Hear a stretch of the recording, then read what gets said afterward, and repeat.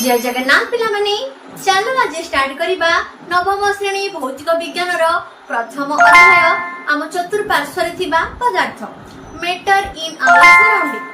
तो चलो स्टार्ट करिबा। आमर चतुर्पार्श्व रे आमर चारि पाखरे पिला माने केतेको आकार रो केतेको आकृति रो केतेको रूप रे भिन्न भिन्न जिनिस माने रहिछंती। जेमिति कि आमर पत्थर हो इटा हो बाली हो तमर चेयर हो बाल्टी हो जो कौन ग्लास हो जहाँ भी तुम पिला माने आख पाखे देखुच तुम जो मोबाइल तुम वीडियो देखुच से मोबाइल हो जहाँ भी तुम देखुच पिला माने चतुर्पार्श्व ताकू आमे कही थाउ पदार्थ। ठीक अच्छे पिला माने जहाँ निजर वस्तुत्व एवं से रहिया पई किछि जागा अधिकार करूछि ताकू आमे कही थाउ पदार्थ। ठीक अच्छे पिला माने तो चलो आज से पदार्थ कौन केमिति तैयारी हेछि से विषय में आज पढ़िबा। चलो जा विश्व रे थिबा समस्त वस्तु जेउ द्रव्य को नै गठित ताहाकू आमे पदार्थ कहू। ठीक अछि पिला माने आम पृथ्वी पृष्ठ रे जेते सब तुम माने जिंस देखुछ पिला माने जेमिति कि हमर कोन ना गछ लता गाई गोरु बाघ सिंह कुकुर बिलाई बिराड़ी आमे मनुष्य निजे हमर बाल्टी हो चेयर हो ग्लास हो ए मार्कर हो समस्त हमर हेउछन कोन ना पदार्थ जहार हमर कोन ना किछि वस्तुत्व रहिछि किछि ओजन रहिछि एवं से रहिया पई किछि जागा नउछि ताकू हमें कहता पदार्थ। मु निजे हेउछि गोटे पदार्थ माने कोन मु रहिया पई मोर किछि ओजन अछि मु रहिया एठी जो ठिया हेछि एठी जागा ऑक्युपाई करछि मु तो मु गोटे पदार्थ हेबी। बट तमे निजे तमे जो मोबाइल देखुछ मोबाइल टा गोटे कोन गोटे तार गोटे आयतन अछि बा गोटे वस्तुत्व अछि गोटे वेट तार अछि तार से रहिया पई किछि जागा ऑक्युपाई करूछि से मध्ये गोटे पदार्थ हबो। ए मार्कर भी कोन यार किछि ओजन अछि आ ये रहिया पई किछि मार कोन ना गोटे जागा ऑक्युपाई करूछि तो ये मध्ये गोटे पदार्थ हबो। चेयर हो हमर ग्लास हो एमाने समस्त गोटे गोटे होजन कोन पिला माने पदार्थ। ठीक अछि तापर कोन हमर एग्जांपल को माने हम तुम कहि देली हमर बही हो खाता हो कलम हो चेयर हो गछ हो हमर शरीर हो तारका हमर जो तारा सूर्य ग्रह एमाने समस्त एमाने वायु हम जो तुम ऑक्सीजन हमर शरीर को नउथा ना अम्लजान हिसाब रे तो सी भी मध्ये गोटे पदार्थ। ठीक अछि तुम माने एबे कहबो जे वायु तो हमको खाली आखिर देखा जाउनी से केमती पदार्थ हला। देखो पिला माने तुम बेलून में हवा पुरै थाओ ना नहीं बेलून टा जते बेले तमे खाली वेट करियो ताकू से केते ग्राम 1 ग्राम की 2 ग्राम एमती हबो। ठीक अछि ता भीतर जदि तमे कोन करिवो ना वायु पुरै दबो माने तमे ताकू फुंकी की ताकू माने कोन सुता साजा ताकू गंठी मार दे ताकू वेट करिवो और वजन केते हो पिला माने ऑब्वियसली ताकू अधिक हबो केते हबो 20 हे पारे 50 ग्राम हे पारे। तो एई हमें जाने कोन जे वायु मध्ये किछि हमर कोन वस्तुत्व अछि एवं आयतन बेलून टा तुम गोटे जगह रखिबो से कोन जगह ऑक्युपाई कला ना तो हमर कोन वायु मध्ये गोटे पदार्थ हे पारिबो। ठीक अछि पिला माने सूर्य मध्ये हमर पदार्थ हमर ग्रह तारका एमाने समस्त होचंती पदार्थ। तुम खाली आखिर जहां तुम देखुछ तुम चारि पटरे तुम जहां भी देखुछ माने समस्त हेउचंती गोटे गोटे पदार्थ। ठीक अछि पिला माने एही सब वस्तु गुड़िक विभिन्न प्रकार पदार्थ रु तैयारी। ठीक अछि पिला माने ए जो वस्तु जे द्रव्य को गोटे पदार्थ कहलु से कोन ना ए सब वस्तु गुड़िक विभिन्न प्रकार पदार्थ रु तैयारी। ए जो वस्तु गुड़िक हम कलम चेयर गछ हम कहली सब कोन विभिन्न प्रकार पदार्थ रु तैयारी। प्रत्येक पदार्थर उभय आयतन व वस्तुत्व अछि। ठीक अछि पिला माने जेना हम तुम कहि देली जे कोनसे पदार्थर किछि हमर मास रहिछि एवं किछि वॉल्यूम रहिछि माने तार किछि ओजन रहिछि एवं से रहिया पई किछि जागा नउछि तो ताकू ही हमें कहिबा पदार्थ। ठीक अछि पिला माने बही हमर कोन किछि ओजन रहिछि से रहिया पई किछि जागा नउछि तो ताकू हमें पदार्थ कहि पारे। ठीक अछि तो सेत पई कहा गला जहार किछि वस्तुत्व अछि एवं तार आयतन से नउछि तो आयतन रहिछि ताकू हमें पदार्थ कहि पारे। ठीक अछि पिला माने प्राचीन भारतीय अनुसार वस्तु व पदार्थ पंच तत्व को नहीं गठित। आमर प्राचीन काल रे जेते सब हमर मुनि ऋषि सब थिले से माने कोन कहिले ना हमर पदार्थ केतेको हमर पंच तत्व को नहीं गठित। पंच तत्व कोन पिला माने तुम समस्त जानिथिबो जल अग्नि वायु आ कोन हमर भूमि ए सब हमर होचन कोन पंच तत्व नहीं ପାଞ୍ଚଟି ମୌଳିକ, ଏଟା ପଞ୍ଚତତ୍ତ୍ୱ ଯାହାକୁ ତମେ ମୌଳିକ କହୁଛ କଣ ନା ମାଟି, ଜଳ, ବାୟୁ, ଅଗ୍ନି ଓ ଆକାଶ। ଏମାନେ ହେଉଛନ୍ତି ସମସ୍ତେ କଣ ନା ଆମର ପଞ୍ଚତତ୍ତ୍ୱ। ତ ଏଇ ପଞ୍ଚତତ୍ତ୍ୱକୁ ନେଇ ଆମର ପଦାର୍ଥ ଗଠିତ। ଏଟା କିଏ କହିଲେ ପିଲାମାନେ? ଆମର ପ୍ରାଚୀନ କାଳରେ ଯୋଉ ମୂର୍ଖ ମାନେ ଥିଲେ। ঠিক ଅଛି। ଭୌତିକ ବିଜ୍ଞାନ ଅନୁଯାୟୀ ପଦାର୍ଥକୁ ତାହାର ଭୌତିକ ପ୍ରକୃତି ଓ ରାସାୟନିକ ପ୍ରକୃତି ଅନୁସାରେ ଭାଗ କରାଯାଇଛି। କଣ କହିଲେ? ଆମର ପ୍ରାଚୀନ ଯୁଗ ପରେ ଆମର ଯୋଉ ଆଧୁନିକ ଯୁଗ ଆସିଲା, ମାନେ ଏବେ କାଳର ଆମର ଯୋଉ ବୈଜ୍ଞାନିକ ମାନେ ମୁନିଋଷି ମାନେ କଣ କହିଲେ ଯେ ପଞ୍ଚତତ୍ତ୍ୱକୁ ନେଇକି ଆମର ପଦାର୍ଥ ଗଠିତ ନା ନାଇଁ। କିନ୍ତୁ ତାପରେ ଆମର ଯୋଉ ଏବେକାର ବୈଜ୍ଞାନିକ ମାନେ ସେମାନେ କଣ କହିଲେ ନା ଦୁଇଟି ପ୍ରକୃତିରେ ଆମର ପଦାର୍ଥ ଗଠିତ। କଣ ସେ ଦୁଇଟି ପ୍ରକୃତି? ଗୋଟିଏ ହେଉଛି ଭୌତିକ ଏବଂ ଅନ୍ୟଟି ହେଉଛି ରାସାୟନିକ। ଠିକ ଅଛି ପିଲାମାନେ। ତ ଆଧୁନିକ ବିଜ୍ଞାନ ଅନୁଯାୟୀ ପଦାର୍ଥକୁ ତାହାର ଭୌତିକ ପ୍ରକୃତି ଓ ରାସାୟନିକ ପ୍ରକୃତି ଅନୁସାରେ ଭାଗ କରାଯାଇଅଛି। ঠিক ଅଛି ପିଲାମାନେ। ତ ପ୍ରଥମେ ଚାଲ ଜାଣିବା ଆମର এই ଭୌତିକ ପ୍ରକୃତିରେ କଣ କଣ ମାନେ ଗୁଣ ଗୁଡ଼ିକ ରହିଛି ଯାହା ଫଳରେ ଆମେ ଜାଣିପାରିବା ଯେ ଏମାନେ ପଦାର୍ଥ କି ନାହିଁ। ଚାଲ ଜାଣିବା। ଏବେ ଚାଲ ଜାଣିବା ପିଲାମାନେ ପଦାର୍ଥରେ ଆମର ଭୌତିକ ପ୍ରକୃତି କଣ ରହିଛି। ଚାଲ ଜାଣିବା। ପଦାର୍ଥ କଣିକାକୁ ନେଇ ଗଠିତ। ପଦାର୍ଥ ଆମର କଣିକାକୁ ନେଇ ଗଠିତ। ପଦାର୍ଥ କଣ ତମେ ସବୁ ଜାଣିପାରିଲ ପିଲାମାନେ? ଆମ ଚତୁଃପାର୍ଶ୍ୱରେ ଆମେ ଯାହା ଦେଖୁଛୁ ତାକୁ ଆମେ ପଦାର୍ଥ କହିଥାଉ। ତ ସେ ପଦାର୍ଥ ମାନେ କେତେକ କଣିକାକୁ ନେଇ ଗଠିତ। ঠিক ଅଛି। ଆଉ ସେ କଣିକା ଗୁଡ଼ିକ ଆମ ଖାଲି ଆଖିରେ ପିଲାମାନେ ଦେଖାଯାନ୍ତି, ବହୁତ କ୍ଷୁଦ୍ର। ঠিক ଅଛି। ତ ସେଥିପାଇଁ ତମେ ଗୋଟେ ପରୀକ୍ଷା କରିପାରିବ। କଣ ପରୀକ୍ଷା କରିବ? ଗୋଟେ କାଚ ଗ୍ଲାସରେ ତମେ ପାଣି ନବ। ঠিক ଅଛି। ସେଥିରେ ଗୋଟେ ଡ୍ରପ ତମେ କଣ କରିବ? ତମର ଅଳତା ପାଣି ହଉ ବା ଉଜାଲା ପାଣି ହଉ ତାକୁ ପକେଇଦବ। ଗୋଟେ କାଚ ଗ୍ଲାସରେ ତମେ 100 ml ଜଳ ନବ ଏବଂ ସେଥିରେ ମାତ୍ର ମାନେ ଗୋଟେ ଡ୍ରପ ତମେ ଉଜାଲା ପାଣି ହଉ ବା ତମର ଅଳତା ପାଣି ହଉ ଦେଇପାରିବ ବା ଡେଟଲ ପାଣି ବି ଦେଇପାରିବ।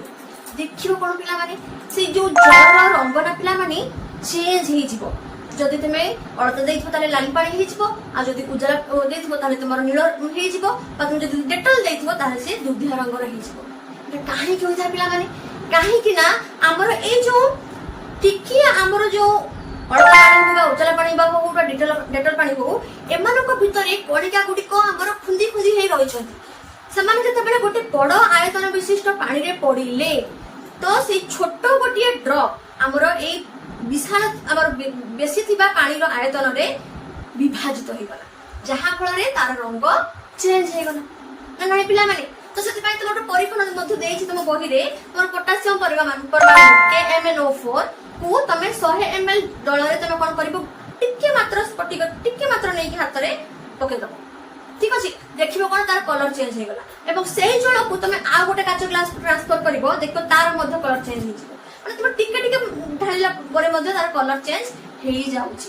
ତ ସେଇଠୁ ଆମେ ଜାଣୁଛୁ କଣ ଯେ ଆମର ପଦାର୍ଥ ମାନେ ଅତି ଛୋଟ ଛୋଟ କଣିକାକୁ ନେଇ ଗଠିତ ହୋଇଥାନ୍ତି, ଯାହା ଫଳରେ କି ଆମର ଗୋଟିଏ ଡ୍ରପ ଉଜାଲା ପାଣି ହଉ ବା ଆମର ଅଳତା ପାଣି ହଉ ପକେଇବା ଦ୍ୱାରା ଜଳରେ ଆମର ଏତେ ମାନେ ବେଶୀ ଥିବା ଜଳ କଲର ଚେଞ୍ଜ କରିଦଉଛି। ঠিক ଅଛି ପିଲାମାନେ। ଆଚ୍ଛା, ତ ଏଇ ଯୋଉ ପଦାର୍ଥ ବା କଣିକା ମାନଙ୍କର କଣ କଣ ସବୁ ବୈଶିଷ୍ଟ୍ୟ ରହିଛି, କଣ କଣ ସବୁ ଗୁଣ ରହିଛି, କ୍ୟାରେକ୍ଟରିଷ୍ଟିକ୍ସ ରହିଛି, ସେ ବିଷୟରେ ଆମେ ଜାଣିବା। ଚାଲ କଣ କଣ ସବୁ ରହିଛି ଆସ ଜାଣିବା। ପଦାର୍ଥର କଣିକା ମାନଙ୍କ ମଧ୍ୟରେ ଫାଙ୍କା ସ୍ଥାନ ଥାଏ। ପଦାର୍ଥର କଣିକା ମାନଙ୍କ ମଧ୍ୟରେ ଫାଙ୍କା ସ୍ଥାନ ଥାଏ। এই ଯୋଉ ତମେ ଡେଟଲ ପାଣି ଢାଳିଲ ପିଲାମାନେ କି ଆମର ଉଜାଲା ଢାଳିଲ, ଯାହା ଆମର ଜଳରେ କିଛି ଫାଙ୍କା ସ୍ଥାନ ଥିଲା ବୋଲି ଏମାନେ ଆସିକି ମିଶିଗଲେ। ତ ଭଲ ଏକ୍ସାମ୍ପଲ ନେଇପାରିବ, ତମର ଚିନି ପାଣି ଗୋଟେ 100 ml ତମେ ଜଳ ନବ ଗ୍ଲାସରେ, ହାଫ ଗ୍ଲାସ ଜଳ ନବ। ঠিক ଅଛି। ସେଥିରେ କଣ କରିବ? 2 ଚାମଚ ଚିନି ଦେବ।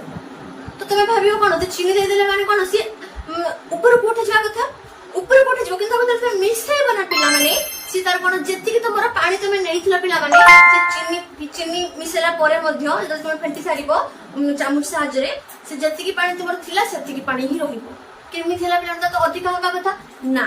এই ଯୋଉ ଜଳରେ ଆମର ଫାଙ୍କା ସ୍ଥାନ ରହିଛି ପିଲାମାନେ, ଆମର ଯୋଉ ଗ୍ଲାସରେ ତମର ଜଳ ତମେ ନେଇଥିଲ ସେଥିରେ ଫାଙ୍କା ସ୍ଥାନ ରହିଛି, ଯାହା ଫଳରେ କି ତମେ ଚିନି ଢାଳିବା ଦ୍ୱାରା ସେ ଚିନି ଗୁଡ଼ିକ ଉଭେଇଗଲା। ঠিক ଅଛି ପିଲାମାନେ। ତ এইଠୁ ଆମେ ଜାଣିଲୁ କଣ ଯେ ଆମର ପଦାର୍ଥର କଣିକା ମାନଙ୍କ ମଧ୍ୟରେ ଫାଙ୍କା ସ୍ଥାନ ଥାଏ। ঠিক ଅଛି ପିଲାମାନେ। ତ ଜଳ ଅଣୁ ମାନଙ୍କ ମଧ୍ୟରେ ଫାଙ୍କା ସ୍ଥାନ ଥିଲା, ଯାହା ଫଳରେ କି ଆମର ଚିନିର ଅଣୁ ମାନେ ବା କଣିକା ମାନେ ଆସିକି ରହିପାରିଲେ ଏବଂ ସେ ଯେତିକି ଆମର ଜାଗା ରହିଥିଲା ସେତିକି ରହିଲା। ঠিক ଅଛି ପିଲାମାନେ। ଆଚ୍ଛା, ନେକ୍ସଟ କଣ? ପଦାର୍ଥର କଣିକା ମାନେ ଅନବରତ ଗତି କରିଥାନ୍ତି। ପଦାର୍ଥର କଣିକା ମାନେ ଗତି କରିଥାନ୍ତି। ପଦାର୍ଥ କଣିକା ମାନେ ଗତି କରିଥାନ୍ତି। ହଁ ପିଲାମାନେ, ତମେ ଧୂପ କାଠି ପିଲାମାନେ ଜାଣିଥିବ, ଠାକୁରଙ୍କ ପାଖରେ ଧୂପ ଦେଇଥିବ, ତାର ଯେତେବେଳେ ଧୂଆଁ ବାହାରେ ଚାରିଆଡେ ଆମର ଯେଠି ତୁମେ ଗୋଟେ ଜାଗାରେ ତୁମେ ଜାଳିଥିବ ତମର ଆଉ ଗୋଟେ ରୁମ ରେ ବାସୁଥିବ, ତମେ ସେଣ୍ଟ ପରଫ୍ୟୁମ ଲଗେଇଥିବ, ତମେ ଯୋଉଠି ଲଗେଇଛ ତମେ ଆଉ ତମ ପାଖରେ ଆପଣ କୋଉ ସେଣ୍ଟ ଲଗେଇଛ ଆଜି, ତ ସେଣ୍ଟ ପରଫ୍ୟୁମ ର ମଧ୍ୟ ମାନେ ତମ ଏଇଠୁ ଆମେ ଜାଣିଲୁ କଣ ଯେ କଣିକା ମାନେ ମଧ୍ୟ ଗତି କରିଥାନ୍ତି। ତମେ ଭଲ ଏକ୍ସାମ୍ପଲ ଦେଇପାରିବ, ତରକାରୀ ତମେ କଣ କରିବ, ହଳଦୀ ଦେଇଦବ ହେଲା, ଯାହା ଫଳରେ କଣ ହବ ନା ତମର କଲରଟି ଚେଞ୍ଜ ହେଇଯିବ, ତମ ତରକାରୀ ରଙ୍ଗ ହଳଦିଆ ହେଇଯିବ।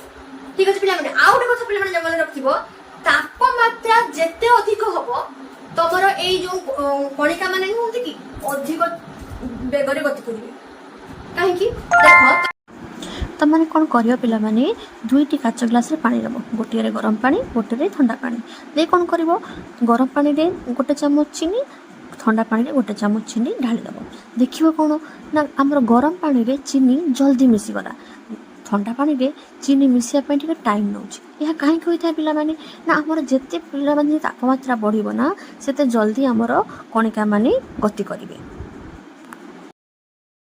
ଆଉ ଗୋଟେ କଥା, ଏଇ ଯୋଉ ଗତି କରୁଛନ୍ତି ଆମର କଣିକା ମାନେ କଣ ପାଇଁ ଗତି କରୁଛନ୍ତି ଜାଣିଛ ପିଲାମାନେ, ଗତିଜ ଶକ୍ତି ସେମାନଙ୍କ ପାଖରେ ଅଛି। ଏ ଯୋଉ ଆମର ପଦାର୍ଥର କଣିକା ମାନଙ୍କ ମଧ୍ୟରେ ଗତୀୟ ଶକ୍ତି ଅଛି, କାଇନେଟିକ ଏନର୍ଜି ରହିଅଛି, ଯାହା ଫଳରେ କି ସେମାନେ ଗତି କରି ପାରୁଛନ୍ତି। ଆଉ ଗୋଟେ କଥା ପିଲାମାନେ ମନେ ରଖିବ, ଯେତେ ଆମର ତାପମାତ୍ରା ବୃଦ୍ଧି ହବ, ପଦାର୍ଥର କଣିକା ମାନଙ୍କ ମଧ୍ୟରେ ତାପମାତ୍ରା ଯେତେ ଅଧିକା ହବ ଗତୀୟ ଶକ୍ତିର ପରିମାଣ ସେତେ ବୃଦ୍ଧି ପାଇବ। এটা কোশ্চেন আছে ପିଲାମାନେ ମନେ ରଖିବ। ঠিক ଅଛି ପିଲାମାନେ, ପଦାର୍ଥର କଣିକା ମାନଙ୍କ ମଧ୍ୟରେ ଅନବରତ ଗତି କରିଥାନ୍ତି। ପଦାର୍ଥର କଣିକା ମାନେ ଆମର ଅନବରତ ଗତି କରିଥାନ୍ତି।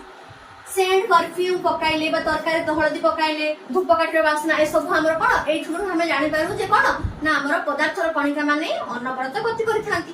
ଆଉ କଣ କହିଗଲି ମୁଁ, ନା ତାପମାତ୍ରାର ବୃଦ୍ଧି ହେଲେ କଣିକା ଗୁଡିକର ଗତି ଦ୍ରୁତତର ହେଇଥାଏ। ମୁଁ କହିଲି ପିଲାମାନେ, ଯେତେ ତମେ ହିଟ୍ ଦବ ଯଦି ତମର ପାଣିରେ, ତମେ କଣ ହବ ଚିନି ତମେ ଅଧିକ ମିକ୍ସ କରିପାରିବ ତମର ପାଣିରେ। ঠিক ଅଛି, ଆଉ କଣ ନା ଗତୀୟ ଶକ୍ତି ବା କାଇନେଟିକ ଏନର୍ଜି ପାଇଁ କଣିକା ଦ୍ରୁତ ଗତିରେ ଗତି କରିଥାଏ। ତୁମର ସବୁ ପିଲାମାନେ କହିଗଲି। ଆଉ କଣ ନା ତାପମାତ୍ରା ବଢିଲେ ଗତୀୟ ଶକ୍ତିର ପରିମାଣ ବୃଦ୍ଧି ପାଏ। ଯେତେ ତୁମର ତାପମାତ୍ରା ବଢିବ ପଦାର୍ଥର କଣିକା ମାନଙ୍କ ମଧ୍ୟରେ ସେତେ ତୁମର ଗତୀୟ ଶକ୍ତିର ପରିମାଣରେ ବୃଦ୍ଧି ପାଏ। ঠিক ଅଛି ପିଲାମାନେ, ତାପରେ ଏବେ ନେକ୍ସଟ କଣ ଗୁଣ, ପଦାର୍ଥର କଣିକା ଗୁଡିକ ପରସ୍ପରକୁ ଆକର୍ଷଣ କରନ୍ତି। ପଦାର୍ଥର ଯୋଉ କଣିକା ମାନେ ସବୁ ରହିଛନ୍ତି ପିଲାମାନେ, ସେମାନେ ପରସ୍ପରକୁ ଆକର୍ଷଣ କରନ୍ତି। କେମିତି ବୁଝିବା, କଣ ଏକ୍ସାମ୍ପଲ ବୁଝିବା।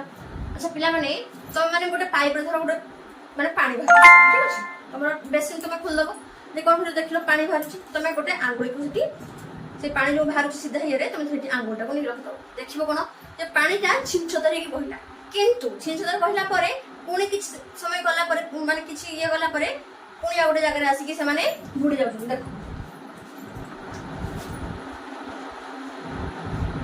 ଏଇଠି ପାଇପ ରେ ତମର ଜଳ ଅଛି, ଠିକ ଅଛି, ତମେ ଏଇଠି ଆଙ୍ଗୁଳିଟାକୁ ନେଇକି ରଖିଦେଲ, ଠିକ ଅଛି, ଆଙ୍ଗୁଳି ବା ତମର କିଛି ଗୋଟେ ବস্তୁ ନେଇକି ରଖିଦେଲ, ତ ଛିଞ୍ଚ ଧରିକି ପାଣି ବାହାରିଲା, ଛିଞ୍ଚ ଧରିକି ପାଣି ବାହାରୁଛି, ଏପଟେ ଚାଲିଗଲା, ସେପଟେ ଚାଲିଗଲା, ଏପଟେ ଚାଲିଗଲା।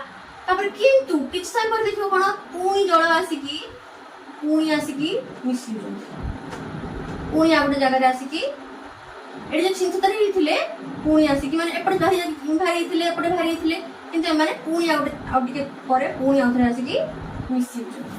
ଏଇଠି ଆମେ ଜାଣିଲେ କଣ ପିଲାମାନେ, ଏମାନଙ୍କ ମଧ୍ୟରେ ଆକର୍ଷଣ ବଳ, ଜଳଅଣୁ ମାନଙ୍କ ମଧ୍ୟରେ ଆକର୍ଷଣ ବଳ ରହିଛି, ଯୋଉଥିପାଇଁ କି ତମେ ବାଧା ଦେଲା ପରେ ମଧ୍ୟ ସେମାନେ ଆସିକି ଆଉ ଗୋଟେ ଜାଗାରେ ବୁଡି ଯାଉଛନ୍ତି। ଠିକ ଅଛି ପିଲାମାନେ, ତ ଏଇଠି ଆମେ ଜାଣିଲୁ ଯେ ପଦାର୍ଥ ମାନଙ୍କ ମଧ୍ୟରେ ଆମର ଆକର୍ଷଣ ବଳ ରହିଅଛି। ঠিক ଅଛି। ଆଚ୍ଛା ପିଲାମାନେ, ମୁଁ ଯୋଉ ଏବେ କହିଗଲିନି କି ଆମର ଯୋଉ ପଦାର୍ଥ କଣିକା ମାନେ କଣ ହେଇଥାଏ, ସେମାନଙ୍କ ମଧ୍ୟରେ ଫାଙ୍କା ସ୍ଥାନ ଅଧିକ ଥାଏ, ସେମାନେ କଣିକା ମାନେ ଅନବରତ ଗତି କରୁଥାନ୍ତି, ଆଉ କଣ ସେମାନଙ୍କ ମଧ୍ୟରେ ଆକର୍ଷଣ ବଳ ରହିଥାଏ। ଏଇ ଯୋଉ ତିନିଟା ତମକୁ ଗୁଣ ସବୁ କହିଗଲି, ଏମାନଙ୍କ ମଧ୍ୟରେ ଆମର ଯୋଉ ଫାଙ୍କା ସ୍ଥାନ ଅଧିକ ଥାଏ, ପଦାର୍ଥର କଣିକା ମାନଙ୍କ ମଧ୍ୟରେ ଫାଙ୍କା ସ୍ଥାନ ଥାଏ, ଏମାନଙ୍କ ପାଖରେ ଗ୍ୟାସୀୟ ପଦାର୍ଥ ଯୋଉମାନେ ଅଛନ୍ତି ସେମାନଙ୍କ ପାଖରେ ଏଇ ଫାଙ୍କା ସ୍ଥାନଟା ଅଧିକ ଥାଏ। ତାପରେ ତରଳ ପଦାର୍ଥ ମାନଙ୍କର ଫାଙ୍କା ସ୍ଥାନ ଅଧିକ ମାନେ ଗ୍ୟାସଠୁ ଟିକେ କମ ଥାଏ, ତଳଠୁ ଆହୁରି କମ ଥାଏ ଆମର କଠିନ ପଦାର୍ଥ। ତ ପଦାର୍ଥର କଣିକା ମାନଙ୍କ ମଧ୍ୟରେ ଫାଙ୍କା ସ୍ଥାନ ଯୋଉ ରହିଛି ସେମାନଙ୍କ ପାଖରେ ସବୁଠୁ ଅଧିକ ଥାଏ ଗ୍ୟାସୀୟ ମାନଙ୍କ ପାଖରେ, ତାପରେ ତରଳ, ତାପରେ ହଉଛି କଠିନ। ଠିକ ସେହିପରି ପଦାର୍ଥର କଣିକା ମାନେ ଅନବରତ ଗତି କରିଥାନ୍ତି, ଏମାନଙ୍କ ପାଖରେ ଆମର ଗ୍ୟାସୀୟ ପଦାର୍ଥ ମାନଙ୍କ ପାଖରେ କଣ ନା ଅନବରତ ଗତି କରିଥାନ୍ତି ଆମର କଣିକା ମାନେ ଗ୍ୟାସୀୟ ପଦାର୍ଥ ମାନଙ୍କ ବେଶୀ। ଯେମିତି ତୁମ ଧୂପକାଠି ବାସ୍ନା ତୁମମାନଙ୍କୁ କହିଲି ମାନେ ଗୋଟେ ଜାଗାରେ ତୁମେ ଜଳୁଥିବ ସିଏ ଆଉ ଗୋଟେ ରୁମ୍ରେ ତୁମକୁ ବାସୁଥିବ। ତୁମେ ରୋଷେଇ ଘରେ କ'ଣ ରୋଷେଇ ହେଉଛି ତୁମେ କହିପାରିବ ଆଉ ଗୋଟେ ରୁମ୍ରେ ରହିକି। ତ ଏଇ ସବୁ ଗ୍ୟାସୀୟ ପଦାର୍ଥରେ ସେଥିପାଇଁ ଅଧିକ ଆମର କ'ଣ ହେଇଥାଏ ନା କଣିକା ମାନେ ଗତି କରୁଥାନ୍ତି ଅନବରତ ମାନେ ଏଆଡେ ସେଆଡେ ସବୁ ବୁଲୁଥାନ୍ତି। ଠିକ ଅଛି। ଠିକ ତାପରେ ହଉଛି ତରଳ ପଦାର୍ଥ। ତରଳ ପଦାର୍ଥରେ ଆମର ପଦାର୍ଥର କଣିକା ମାନେ ଅନବରତ ଭାବରେ ଗତି କରୁଥାନ୍ତି। ତାପରେ ଆମର କଠିନ। ଠିକ ଅଛି। ତ ସବୁଠୁ ଅଧିକ ହେଲା ଗ୍ୟାସୀୟ, ତାପରେ ତରଳ, ତାପରେ ହଉଛି କଠିନ। ତାପରେ ଆମର ଆସେ ଆଉ ଗୋଟେ ଗୁଣ କ'ଣ ନା ପଦାର୍ଥର କଣିକା ମାନେ ପରସ୍ପରକୁ ଆକର୍ଷଣ କରନ୍ତି। ଏଇଠାରେ ଆମର କଠିନ ପଦାର୍ଥ ମାନଙ୍କ ପାଖରେ ଆକର୍ଷଣ ବଳଟା ଅଧିକ। ତାପରେ ଆମର ହଉଛି ତରଳ ଆଉ ଗ୍ୟାସୀୟ ମାନଙ୍କ ପାଖରେ ଆକର୍ଷଣ ବଳ ନାହିଁ କହିଲେ ଚଳେ। ଠିକ ଅଛି ପିଲାମାନେ। ତ ଏହିଭଳି ଭାବରେ ଆମର ଗୁଣ ମାନେ ରହିଛନ୍ତି ପଦାର୍ଥର କଣିକା ମାନଙ୍କ ପାଖରେ। ଠିକ ଅଛି। ତ ଏବେ ସେ ବିଷୟରେ ଜାଣିବା ପିଲାମାନେ ଆମର ପଦାର୍ଥର ଅବସ୍ଥା ବିଷୟରେ। ପଦାର୍ଥର ସବୁ ଅବସ୍ଥା କ'ଣ କ'ଣ ସବୁ ରହିଛି ତ ସେ ବିଷୟରେ ଆମେ ଜାଣିବା। ଠିକ ଅଛି। ସାଧାରଣତଃ ପଦାର୍ଥରେ 5ଟି ଅବସ୍ଥା ଥାଏ। କ'ଣ କ'ଣ? କଠିନ, ତରଳ, ଗ୍ୟାସୀୟ, ପ୍ଲାଜମା ଏବଂ ବୋସ୍ ଆଇନଷ୍ଟାଇନ ସଂଘଟନ। କ'ଣ? କଠିନ, ତରଳ, ଗ୍ୟାସୀୟ କଥା ଆମେ ପଢିବା। ପ୍ଲାଜମା କ'ଣ ପିଲାମାନେ? ପ୍ଲାଜମା ତମାନେ ସବୁ ଦେଖୁଛ ପିଲାମାନେ ସୂର୍ଯ୍ୟ ତାରା ଏମାନେ ବହୁତ ଦୂରରୁ ଆମକୁ ଆଲୋକ ଦଉଛନ୍ତି। ଯେତେବେଳେ ଘଡ଼ଘଡ଼ି ମାରୁଛି, ବିଜୁଳି ମାରୁଛି, ହଠାତ୍ କିନା ତୁମକୁ ଲାଇଟରେ ଗୋଟେ ଆସୁଛି, ଏଇ ପ୍ଲାଜମା ମାନଙ୍କ ଦ୍ୱାରା ହିଁ ଆମର ଏଇଟା ସଂଘଟିତ ହେଇଥାଏ। ଠିକ ଅଛି ପିଲାମାନେ। ଆଉ ଏଇ ଯୋଉ ବୋସ୍ ଆଇନଷ୍ଟାଇନ ଏଇଟା ସାଧାରଣତଃ କେତେକ ନିର୍ଦ୍ଦିଷ୍ଟ ଗ୍ୟାସ୍ ଯୋଉ ଆମର ରହିଛନ୍ତି ସେମାନଙ୍କର ଗ୍ୟାସ୍ ଆମେ ପଢିବା ଯୋଉ ସେମାନଙ୍କ ପାଖରେ ହିଁ ଆମର ଏଇ ବୋସ୍ ଆଇନଷ୍ଟାଇନ ଅବସ୍ଥାର ମାନେ ପ୍ରଚଳିତ ହେଇଥାଏ। ঠিক আছে পিলাମାନେ ତ କିନ୍ତୁ ଆମର ବହିରେ ଆମର ତିନୋଟି ଅବସ୍ଥା ଦେଇଛି ପିଲାମାନେ କ'ଣ କ'ଣ ନା କଠିନ ତରଳ ଗ୍ୟାସୀୟ। ଠିକ ଅଛି ପିଲାମାନେ। ତ ପ୍ରଥମେ ତ ଜାଣିବା କଠିନ ପଦାର୍ଥର କ'ଣ କ'ଣ ସବୁ କ୍ୟାରେକ୍ଟରିଷ୍ଟିକ୍ସ ଗୁଡ଼ିକ ରହିଛି ତ ଜାଣିବା। ଏହାର ନିର୍ଦ୍ଦିଷ୍ଟ ଆକାର ଆକୃତି ଆୟତନ ରହିଥାଏ। ଗୋଟେ ବାଲ୍ଟିର ତାର ଗୋଟେ ଆକାର ରହିଛି, ତାର ଗୋଟେ ବସ୍ତୁତ୍ୱ ମଧ୍ୟ ରହିଛି। ବାଲ୍ଟିଟି କେତେ ଓଜନ ତୁମେ ଜାଣିପାରିବ 10 ଗ୍ରାମ କି 50 ଗ୍ରାମ କି 100 ଗ୍ରାମ। ଠିକ ଅଛି। ତାର ସେ ରହିବା ପାଇଁ ଗୋଟେ ଜାଗା ନଉଛି, ଜାଗା କିଛି ଅକୁପାଇ କରୁଛି ତ ସିଏ ଗୋଟେ ଆମର କଠିନ ପଦାର୍ଥ। ଠିକ ଅଛି ପିଲାମାନେ। ତମର ଗୋଟେ ବଲ୍ ସେ ମଧ୍ୟ ଗୋଟେ କଠିନ ପଦାର୍ଥ। ଠିକ ଅଛି ପିଲାମାନେ। ତମର ଚିନି, ଲୁଣ ଏମାନେ ମଧ୍ୟ କଠିନ ପଦାର୍ଥ। ଠିକ ଅଛି ପିଲାମାନେ। ଛୋଟ ଛୋଟ କଣିକା ହେଲେ ମଧ୍ୟ ଏମାନେ ସମସ୍ତେ ହେଉଛନ୍ତି କଠିନ ପଦାର୍ଥ। କାହିଁକି ନା ସେମାନଙ୍କର ମଧ୍ୟ ଆକାର ରହିଛି, ଆୟତନ ରହିଛି ଏବଂ ବସ୍ତୁତ୍ୱ ରହିଛି। ଠିକ ଅଛି ପିଲାମାନେ। ଏହା ଖୁବ୍ କମ୍ ସଂକୋଚନ ହୁଏ। ଆମର ଯୋଉ କଠିନ ପଦାର୍ଥ ମାନେ ପିଲାମାନେ ଏମାନେ ସଂକୋଚନଟା ବହୁତ କମ୍ ହୋଇଥାଏ। ତୁମେ ବାଲ୍ଟିକୁ ପିଲାମାନେ ସଂକୁଚିତ କରିପାରିବ କି? ସଂକୋଚିତ ଯଦି ବି କରିପାରିବ ତାହେଲେ ସେ ଭାଙ୍ଗିଯିବ। ରବର ବ୍ୟାଣ୍ଡ ଫର ଏକ୍ସାମ୍ପଲ ତ ରବର ବ୍ୟାଣ୍ଡକୁ ତୁମେ କ'ଣ କରିବ ନା ତାକୁ ଟାଣିବ, କିନ୍ତୁ ଟାଣିଦେଲା ପରେ ସେ ପୁଣି ତୁମର ସେ ଯେମିତି ଥିଲା ସେମିତି ହେଇଯିବ। ତ ଏହାକୁ ସଂକୋଚନ କରିବା ବହୁତ କଷ୍ଟକର ହେଇଥାଏ। ଠିକ ଅଛି ପିଲାମାନେ। ମାନେ ଯୋଉ ଅବସ୍ଥାରେ ସେ ଥିଲା ସେଇ ଅବସ୍ଥାରେ ପୁଣି ରହିଯିବ। ତୁମର ସ୍ପଞ୍ଜ ଗୋଟେ କଠିନ ପଦାର୍ଥ, ତାକୁ ତୁମେ ଯଦି ସ୍କୁଇଜ୍ କରିବ ସେ ପୁଣି ଯେମିତି ଥିଲା ସେମିତି ଅବସ୍ଥାକୁ ଆସିଯିବ। ଠିକ ଅଛି ପିଲାମାନେ। ତ କ'ଣ କହିଲା ନା ଆମର ଏହାର ଖୁବ୍ କମ୍ ସଂକୋଚନ ହୁଏ। ଠିକ ଅଛି। ଏମାନଙ୍କୁ ସଂକୋଚନ କରିବା ବହୁତ କଷ୍ଟ ହେଇଥାଏ ବା ଯଦି ବି କଲ ତାହେଲେ ସେ ଯୋଉ ଅବସ୍ଥା ଥିଲା ସେଇ ଅବସ୍ଥାରେ ଆସିକି ପହଞ୍ଚିଲା। ଆଉ ଯଦି ବାଲ୍ଟିକୁ ସଂକୋଚିତ କରିବ ସେତେବେଳେ ଭାଙ୍ଗିଯିବ। ଠିକ ଅଛି ପିଲାମାନେ। ତାପରେ ଏହାର ଆକାର ପରିବର୍ତ୍ତନ କଷ୍ଟକର। ମୁଁ ତୁମକୁ କହିଦେଲି ରବର ବ୍ୟାଣ୍ଡକୁ ତମେ ଯଦି ଟାଣିବ ତାହେଲେ ସେ ପୁଣି ତାର ଅବସ୍ଥାକୁ ପଳେଇ ଆସିବ। ସ୍ପଞ୍ଜକୁ ତମେ ଯଦି ସଂକୁଚିତ କରିବ ସେ ତାର ଅବସ୍ଥାକୁ ପୁଣି ପଳେଇ ଆସିବ। ଠିକ ଅଛି ପିଲାମାନେ। ବଳ ପ୍ରୟୋଗ କଲେ ଭାଙ୍ଗିଯାଏ। ବାଲ୍ଟିକୁ ତମେ ବଳ ପ୍ରୟୋଗ କରିବ ଭାଙ୍ଗିଯିବ। କାଚ ଗ୍ଲାସକୁ ତମେ ବଳ ପ୍ରୟୋଗ କରିବ ଭାଙ୍ଗିଗଲା। ତ ଏମିତି ହିଁ ଆମର କଠିନ ପଦାର୍ଥର ସବୁ ଗୁଣ ଗୁଡ଼ିକ ରହିଥାଏ। ଏକ୍ସାମ୍ପଲ କୋଉମାନେ ଆସୁଛନ୍ତି? ଗ୍ଲାସ, ବାଲ୍ଟି, ହେଲମେଟ, ବ୍ୟାଟ୍, ବଲ୍, ମାଠିଆ, ସ୍ପଞ୍ଜ, ରବର ବ୍ୟାଣ୍ଡ, ଲୁଣ, ଚିନି ଇତ୍ୟାଦି। এই ସବୁ ଆମର କଠିନ ପଦାର୍ଥ ମଧ୍ୟରେ। ଠିକ ଅଛି ପିଲା। ଜାଣିବା ପିଲାମାନେ ତରଳ ପଦାର୍ଥରେ କ'ଣ କ'ଣ ସବୁ ଗୁଣ ଗୁଡ଼ିକ ରହିଅଛି ଯାହାଫଳରେ ଆମେ ଜାଣିପାରିବା ଏମାନେ ହେଉଛନ୍ତି ତରଳ ପଦାର୍ଥ। ଆଚ୍ଛା ପିଲାମାନେ ଆମ ତରଳ ପଦାର୍ଥର କ'ଣ ହେଇଥାଏ କହିଲ? ତରଳ ପଦାର୍ଥର ଆକାର ନଥାଏ କିନ୍ତୁ ଆୟତନ ରହିଥାଏ। କେମିତି? ତ ମାନେ ଜଳର କିଛି ଆକାର ଅଛି କି ପିଲାମାନେ? ତମେ ତାକୁ ଯଦି ବୋଟଲରେ ପୁରେଇକି ରଖିବ ସେ ବୋଟଲର ଆକାର ନେବ। ତାକୁ ଯଦି ଜଗରେ ପୁରେଇକି ରଖିବ ସେ ଜଗର ଆକାର ନେବ। ଗ୍ଲାସରେ ରଖିବ ସେ ଗ୍ଲାସ ଆକାର ନେବ। ପ୍ଲେଟରେ ରଖିବ ପ୍ଲେଟର ଆକାର ନେବ। ତେଲକୁ ତମେ ଯଦି ସେମିତି ରଖିବ ସେ ବହିଯିବ। ତାକୁ ଯଦି ତୁମେ ବୋଟଲରେ ରଖୁଛ ସେ ବୋଟଲର ଆକାର ନେବ। ତାକୁ ଯଦି ଗୋଟେ କୌଣସି ଗିନାରେ ରଖୁଛ ସେ ଗିନାର ଆକାର ନେବ। ତ ସେଥିପାଇଁ ତରଳ ପଦାର୍ଥର କୌଣସି ଆକାର ନଥାଏ, ସିଏ ଆୟତନ ରହିଥାଏ। ତାକୁ ଯେହେତୁ ଆମର ଗ୍ଲାସଟି ବା ତମର ବୋଟଲଟି କିଛି ରହିବା ପାଇଁ ଜାଗା ନେଉଛି ତ ସେଥିପାଇଁ ଆମର ତରଳ ପଦାର୍ଥର ଆକାର ନଥାଏ, ଆୟତନ ରହିଥାଏ। ସେ ରହିବା ପାଇଁ କିଛି ଜାଗା ନେଇଥାଏ କିନ୍ତୁ ତାର କୌଣସି ଆକାର ନଥାଏ। ଏହା ଯେଉଁ ପାତ୍ରରେ ରୁହେ ତାହାର ଆକାର ଆହରଣ କରେ। ଯୋଉ ପାତ୍ରରେ ରହିଲା, ଗ୍ଲାସରେ ରହିଲେ ଗ୍ଲାସର ଆକାର, ପ୍ଲେଟରେ ରହିଲେ ପ୍ଲେଟର ଆକାର, ଆମର ଜଗରେ ରହିଲେ ଜଗର ଆକାର, ଯୋଉଠିରେ ତମେ ତାକୁ ରଖିବ ସେ ସେଇ ଆକାର ନେଇନବ। ଠିକ ଅଛି ପିଲାମାନେ, ତ ତରଳ ପଦାର୍ଥର ଆକାର ନଥାଏ, ଆୟତନ ରହିଥାଏ ଏବଂ ତାକୁ ଯୋଉ ଇଏରେ ତମେ ରଖିବ ତାର ଆକାର ନେଇନବ। ଠିକ ଅଛି ପିଲାମାନେ। କଠିନ ପଦାର୍ଥ ପରି ଦୃଢ ନୁହେଁ, କଠିନ ପଦାର୍ଥ ପରି ଇଏ ଟାଣ ନୁହେଁ, ସେଥିପାଇଁ ଇଏ ବୋହିଯାଏ। ଠିକ ଅଛି ପିଲାମାନେ, କଠିନ ପଦାର୍ଥ ଆମର ଗୋଟେ ଜାଗାରେ ସ୍ଥିର ହେଇକି ରହୁଛି କିନ୍ତୁ ତରଳ ପଦାର୍ଥ ସେ ଗୋଟେ ଜାଗାରେ ସ୍ଥିର ହେଇକି ରହିବ କି? ସେ ନା, ସିଏ ବୋହିଯିବ। ଯେମିତି କି ତମର ଜଳ ବୋହି ଯାଉଛି, ତେଲ ବୋହି ଯାଉଛି, ତମ ଶରୀରରେ ଯୋଉ ରକ୍ତ ତମର ପ୍ରବାହିତ, ଇଏ ଗୋଟେ ମଧ୍ୟ ଲିକ୍ୱିଡ। ଠିକ ଅଛି, ଯାହା ଫଳରେ ଇଏ ବୋହି ଯାଉଛି, ସେଥିପାଇଁ ଏମାନଙ୍କୁ ଫ୍ଲୁଇଡ କୁହାଯାଏ। ପିଲାମାନେ, ତମେ ଯୋଉ ଜୁସ୍ ପିଉଛ ଇଏ ବି ଗୋଟେ ଆମର ତରଳ ପଦାର୍ଥ, ଇଏ ବି ମଧ୍ୟ ପ୍ରବାହିତ ହେଇଯାଉଛି। ଠିକ ଅଛି ପିଲାମାନେ, ପଇଡ଼ ପାଣି ଏମାନେ ସବୁ ଗୋଟେ ଗୋଟେ ତରଳ ପଦାର୍ଥ। କଠିନ ପଦାର୍ଥ ତୁଳନାରେ ତରଳ ପଦାର୍ଥର କଣିକା ମାନଙ୍କ ମଧ୍ୟରେ ଅଧିକ ଫାଙ୍କା ସ୍ଥାନ ରହିଥାଏ। ଜଳ ଆମର ତରଳ ପଦାର୍ଥ ପିଲାମାନେ, ଚିନି ବା ଲୁଣ ଏମାନେ ହଉଛନ୍ତି କଠିନ ପଦାର୍ଥ, ନା ନାଇଁ? ତ ଚିନି ଲୁଣକୁ ଯେତେବେଳେ ତମେ ପାଣିରେ ମିଶେଇଲ, କଣ ହେଲା? ମିଶିଗଲେ ସେମାନେ। ଏମିତି ମିଶିଲେ ନା, ପାଣିରେ ଆମର ଫାଙ୍କା ସ୍ଥାନ ରହିଛି, ପାଣିର ଯୋଉ ଅଣୁମାନେ ରହିଛନ୍ତି, ଜଳ ଅଣୁମାନେ ରହିଛନ୍ତି, ସେମାନଙ୍କ ମଧ୍ୟରେ ଫାଙ୍କା ସ୍ଥାନ ରହିଛି, ଯାହା ଫଳରେ କି ଆମର ଏଇ ଚିନି ବା ଲୁଣ ମାନେ ମିଶିଗଲେ। ତ ଏଇଠୁ ଆମେ ଜାଣିଲେ କଣ, ଯେ ଆମ ତରଳ ପଦାର୍ଥର କଣିକା ମାନଙ୍କ ମଧ୍ୟରେ ଫାଙ୍କା ସ୍ଥାନ ରହିଛି। ଠିକ ଅଛି ପିଲାମାନେ। ବିଷରଣ ହାର ଅଧିକ। ବିଷରଣ ହାର କଣ ପିଲାମାନେ? ଦୁଇଟି ଭିନ୍ନ ପଦାର୍ଥ କଣିକା ମାନଙ୍କ ମଧ୍ୟରେ ମିଶ୍ରଣ କୁ ଆମେ କହିଥାଉ ବିଷରଣ। ଯେମିତି ଆମର ବାୟୁମଣ୍ଡଳରେ ପିଲାମାନେ ଗ୍ୟାସ ରହିଛି, ଅମ୍ଳଜାନ ରହିଛି, କାର୍ବନ ଡାଇଅକ୍ସାଇଡ ରହିଛି, ସେମାନେ ତମେ ଯୋଉ ନିଶ୍ୱାସ ନଉଛ, ନିଶ୍ୱାସ ପ୍ରଶ୍ୱାସ କରୁଛ, ଠିକ ଅଛି, ସେଥିପାଇଁ ଆମେ ତମେ ଅମ୍ଳଜାନକୁ ନଉଛ, ଅଙ୍ଗାରକାମ୍ଳକୁ ବାହାର କରୁଛ। ତ ଏଇ ଯୋଉ ଗଛ ଲତା ଯେତେ ସବୁ ଜଳଚର ପ୍ରାଣୀ ରହିଛନ୍ତି, ମାଛ ହଉ ବା ସବୁ ତୁମର ଗୁଳ୍ମ ଉଦ୍ଭିଦ ମାନେ ହୁଅନ୍ତୁ, କୁମ୍ଭୀର ହଉ, ଏମାନେ ସବୁ ପାଣିରେ ରହୁଛନ୍ତି। ତ ସେମାନେ କେମିତି ଅକ୍ସିଜେନ ନେବେ? ତ ଜଳରେ ପିଲାମାନେ ସାଧାରଣତଃ ଆମର ଏଇ ଅକ୍ସିଜେନ ମିଶିକିରି ରହିଥାଏ ଦ୍ରବୀଭୂତ ଅମ୍ଳଜାନ ଆକାରରେ, ଯାହା ଫଳରେ ମାଛ ହୁଅନ୍ତୁ ବା ଆମର ଗଛ ମାନେ ହୁଅନ୍ତୁ, ଗୁଳ୍ମ ଗଛ ମାନେ ହୁଅନ୍ତୁ, ଏମାନେ ଜଳରୁ এই দ্রবীভূত অম্লজানକୁ ଗ୍ରହଣ କରିଥାନ୍ତି এই ବିଷରଣ ପ୍ରକ୍ରିୟା ପାଇଁ। ঠিক ଅଛି ପିଲାମାନେ, ତ ତରଳ ପଦାର୍ଥରେ ବିଷରଣ ହାର ଅଧିକ, ସେଥିପାଇଁ ବାୟୁମଣ୍ଡଳୀୟ ଗ୍ୟାସ ଗୁଡ଼ିକ ଜଳରେ ବିସରିତ ବା ଦ୍ରବୀଭୂତ ଅବସ୍ଥାରେ ରହିଥାନ୍ତି।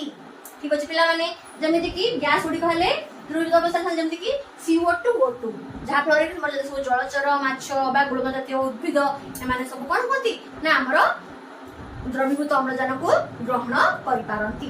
ଏହିପରି ଭାବରେ ଆମର ତରଳ ପଦାର୍ଥର ଗୁଣ ମାନେ ରହିଛି। ଠିକ ଅଛି ପିଲାମାନେ, ଏବେ ଚାଲ ଜାଣିବା ପିଲାମାନେ ଗ୍ୟାସୀୟ ପଦାର୍ଥ ବିଷୟରେ। ଗ୍ୟାସୀୟ ଷ୍ଟେଟ ରେ କଣ କଣ ସବୁ ଗୁଣ ଗୁଡ଼ିକ ରହିଥିବା ଦରକାର।